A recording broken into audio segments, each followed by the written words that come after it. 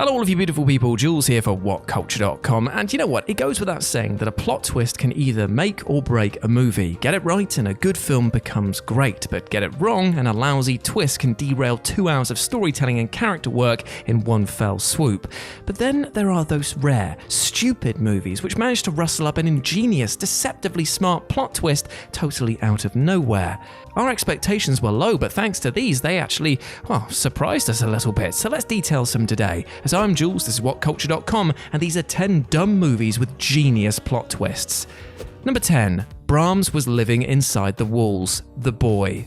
2016's hit horror film The Boy revolves around an American nanny who travels to England only to discover that her new job doesn't involve babysitting a boy, Brahms, but rather a real life-size doll that resembles him. It's soon revealed that the real Brahms died in a fire 20 years prior, and this is the parents' way of coping. For the bulk of the movie, audiences are led to believe that the Brahms doll is going to come to life, child's play style, and start terrorizing the nanny. However, in the third act, this is revealed to be nothing more than a red herring, because not only did Brahms survive the fire 20 years ago, but he's been living inside the walls of the mansion ever since. As spectacularly stupid as The Boy might be and as daft as the final showdown is, this was a terrific sleight of hand that lured in audiences to believe that it was basically a lame cash-in on the Annabelle formula only to become something else entirely. Weirdly though, the sequel completely rejigged this and said that it was actually a demonic entity living inside the doll. Odd. Number 9. The final battle was a premonition. The Twilight Saga Breaking Dawn Part 2. Given that the Twilight movies were adaptation of Stephenie Meyer's existing fantasy novel series, nobody was expecting them to deviate much from the prescribed story, especially considering how rabid the series' fan base notoriously is. But screenwriter Melissa Rosenberg pulled off a WWE-worthy swerve in the franchise's final entry, Breaking Dawn Part 2, an ingenious narrative turn in an otherwise inane conclusion to the series. The film's third act builds towards an epic final battle as the Cullens, the other vampires, and the werewolves team up to take on the evil-doing other vampires. What follows is a shockingly brutal fight scene which veers entirely away from the book, with numerous devastating, unexpected casualties scored on both sides, leaving fans practically hyperventilating with anxiety. But then it all turns out to be a dream, or not so, it's actually just a bit of precognition to show what will happen if they do come to blows. And this is enough to convince the main bad guy that it's not even worth fighting, because he wants to stay alive that badly that he's just like, nah, pass on that one, mate, not even gonna try. Could have been a trick. Idiot. Absolute idiot. Still, it was pretty good for those 10 minutes that was going on. Number 8. The killer was Jason's mother. Friday the 13th. As much as the original Friday the 13th is an indelible staple of the slasher genre, it's also not the sharpest knife, or in this case machete, in the drawer. When you compare it to genre forebears such as the Texas Chainsaw Massacre, Black Christmas, and Halloween, Friday the 13th isn't just low effort and lightweight, it's actually a pretty low IQ movie chock with outrageously bad dialogue and inane, grating characters. But it's earned its place in the genre royalty thanks to its incredible twist ending. After viewers spent the entire movie assuming that the resurrected, pissed off Jason Voorhees is the one that's slaughtering Camp Crystal Lake's unfortunate campers, the final reel reveals that the killer is actually Jason's murderously vengeful mother, Pamela. The real beauty of the twist is that it still works today. Casual horror fans will forever associate the series with a hockey mask-wielding Jason above all else, and so the mother bait and switch continues to catch unsuspecting viewers completely unaware. Number 7. The groceries enter the real world. Sausage Party. Sausage Party is surely a movie that Seth Rogen, Jonah Hill, and Evan Goldberg came up while hotboxing the finest, dankest kush available, and somehow the trio convinced Sony to spend almost $20 million on actually making it. Though the film certainly rouses some gut-busting laughs, it's pretty much a one-note joke centered around grocery store-related puns. While much of the third act is comprised of the groceries violently repelling their human aggressors, and let's not forget that really weird food orgy moment, it truly transcends into meta genius in its final 2 minutes, where Firewater reveals that the groceries are all cartoons voiced by human celebrities. At that point, the groceries enter a portal created by Gum, allowing them to travel to the human dimension and presumably mete out violent revenge against all of us. An alternate ending was planned to actually show the groceries emerging on the other side, but in the end it was left to the audience's imagination. Even so, it was actually a deliciously smart way to wrap up an otherwise unapologetically stupid movie. Number 6. The kid is actually an adult. Orphan. 2009 psychological horror film Orphan revolves around a couple who, after the unfortunate stillbirth of their child, decide to adopt a 9-year-old Russian girl. Much like the boy, Orphan was marketed and presented to lead viewers down the wrong path, expecting the girl to be a murderous psychopath child in the vein of the Children of the Corn. But despite largely unfolding as a well-made but trashy B-movie, Orphan packs quite the brilliant jaw-dropper of a twist later on, as it's revealed that the kid is actually a 33-year-old woman with a rare hormone disorder which causes her to resemble a child.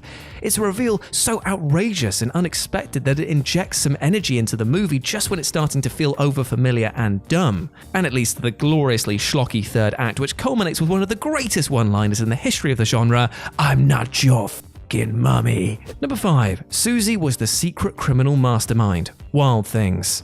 It might be fair to call 1998 neo-noir Wild Things a smart, dumb movie because, as shamelessly idiotic as the litany of melodramatic soap opera-y twists and turns are within it, it at least seems to be somewhat in on the joke. It's a movie with a dozen double crosses in it. So much so that by the time that it reaches its bonkers conclusion, audiences know one thing: expect the unexpected. Even so, few would have predicted that the ending would reveal the criminal mastermind to be none other than Susie, the outcast protagonist who is believed to have been killed earlier on in the film. When Susie reemerges and saves Sam's life by killing the sergeant, audiences probably believe that they've seen the movie's final twist play out. But moments later, Sam dies after consuming a drink that has been poisoned by Susie, leaving her as the last one standing. Better still, a number of scenes peppered throughout the credits revealed the full extent of Susie's evil genius, proving that she was playing a coldly calculated ruse from the very beginning. Number 4. Angela is the killer. Sleepaway Camp. This 1983 slasher movie would have been quickly forgotten as one of the many uninspired Friday the 13th knockoffs were it not for its shock final plot twist, which has allowed it to live on in infamy ever since. Up until its final 2 moments, Sleepaway Camp is a lousy F-13 facsimile rife with terrible dialogue, worse acting and slack filmmaking, but with its game-changing big reveal, it becomes something else entirely. The final scene not only reveals that protagonist Angela is the killer, but that Angela in fact has a penis, having been born as Peter yet forced to live as a girl by her aunt, after the real Angela died in a boating accident years prior. It was a totally unique twist at the time of its release, and one that remains impressively shocking today, elevating an otherwise brain-dead movie into the upper echelons of the slasher subgenre. Number 3. The twist that there is no twist. Saw 5. After the first Saw movie dropped a total mind-melting plot twist that the killer Jigsaw had been lying in the middle of the grotty bathroom all along, every subsequent movie found itself duty-bound to rustle up its own shocking, twisty climax. By the time that Saw 5 was gearing up for release, the series' penchant for balmy shocks had kind of worn thin. Though when the marketing for the 5th film boasted, "You won't believe how it ends," fans became desperate to see what the filmmakers had up their sleeves. And the answer is, quite ingeniously, was that there wasn't much at all. You see, Saw 5's elegantly simple twist is that there isn't one. Audiences are left waiting for a big rug pull that never comes, and then the film just, well, it ends. The fact that the villainous detective is the last man standing isn't a surprise to anyone, and so doesn't actually count as a twist. After all, the bad guy won in all the 4 prior movies. It's as though the filmmakers realized that the series had taken the whole twist trope too far, and rather than half-arse a contrived reveal out of nowhere, they brilliantly decided not to play ball, which in of itself was a genuinely unexpected moment. Number 2. Doofy is the killer. Scary Movie. Of all the movies on this list, Scary Movie is surely one of the most eager to admit its own stupidity, serving as a delightfully dumb parody of numerous horror film movies as it does. But as much as the film focused on laughs rather than genuine scares or shocks, it does nevertheless deliver a genuine WTF moment of a final plot twist. At the end, it's revealed that the Ghostface-esque killer is none other than Buffy's mentally challenged brother, Special Officer Doofy. While on one hand, the reveal is a sure thumbing of the nose at both the Scream series and the ending of The Usual Suspects, it works on its own merits for one reason. Dave Sheridan's performance as Doofy is just so damn convincing. Seeing him drop the act and reveal his slicked back real look moments before he drives off into the night with reporter Gail Hailstorm makes for a twist more surprising and well executed than most serious-minded horrors. It's a lowest common denominator film overall, but this was actually a pretty devious gotcha moment. And number 1, Edward is actually a life-size puppet. Dead Silence. James Wan's follow-up to Saw came and went without a peep, with critics largely dismissing it for being a limp, cliched mystery horror film. But at least the film's writer had the good sense to drop in a brilliantly batshit plot twist in the final minutes, where it's revealed that protagonist Jamie's wheelchair-bound father, Edward, has in fact been dead for the entire movie. His presence in the movie is actually a result of his possessed wife, Ella, using his hollowed-out body as a ventriloquist dummy.